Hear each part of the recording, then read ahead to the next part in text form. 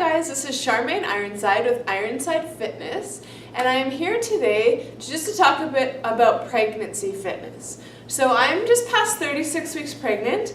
I've got a beautiful little girl growing in here, and I, as a fitness professional and someone that cares a lot about my own health and well-being and fitness, I wanted to share some knowledge that I have about training the core.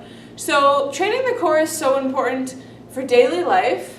Before I got pregnant, I had a pretty devastating back injury in 2010. I actually ended up bursting a vertebrae in my back in a really bad snowboard accident while I was on the Canadian national team, and recovered from that. But ever since then, I found that I need to maintain a strong core in order for my back to stay healthy, in order for me to get through the day without a lot of back pain. And I think a lot of people can relate to that, even if you've never broken your back. The way we sit today, our posture, all those things are starting to affect people's backs. So the stronger your core can be, in general, the better for your back over time. Now in pregnancy, this is especially true. As your belly starts to grow, it puts more and more anterior tilt on your pelvis, and low back pain is actually the most common complaint in pregnancy. So I wanted to address that, and it's also nice to keep in mind that the stronger your core is, the easier your labor is going to be in general, because those core muscles are actually what's going to be pushing that baby out if you're doing a natural delivery. So in terms of core, a few things. At past 16 weeks, it's actually not recommended that you lay flat on your back. Obviously, I'm way past 16 weeks, so I'm not even going to go there. But the things I'm going to show you today are not on your back, and we're going to really watch that we're not doming in the abdomen. So we want to make sure we're able to maintain that core. So first exercise, I just want you to sit, hands up at your sides, shoulders back, chest proud, core is engaged. So not to imagine something awful, but I used to sometimes say to my clients, imagine if you were going to get punched, kind of. So you want to sort of brace your core, and then you're going to extend your right leg on the inhale. As you exhale, you're going to pull up on the pelvic floor, bring your foot back. Then your left leg. Inhale, exhale, pulling up on the pelvic floor, bracing the core on your way back. Inhale, exhale on the way back. Slightly more challenging coming down here, so you're using a little bit less or more of gravity. Inhale, exhale as you pull back. Inhale, and I'm really watching that I'm not doming, so I'm not getting this big dome happening. If I start to get that, that means I need to go not quite so far. Really good chance to inhale, exhale, and pull up on those pelvic floor muscles. So that's one exercise I'd recommend.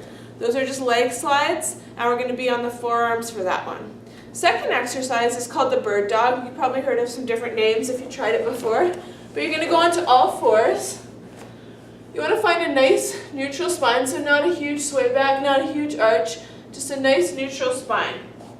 I recommend gazing gently ahead, bracing the core, pulling that belly button in, hugging your baby to your spine, and then you're going to extend opposite arm and leg.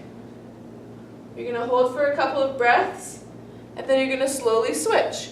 Your goal here is to keep your pelvis as stable as possible, so your hips are shifting as minimally as possible. Extend, and slowly switch. So that's a really good variation. To make that one more challenging, you can extend opposite arm and leg, and then lift your other toe off the ground.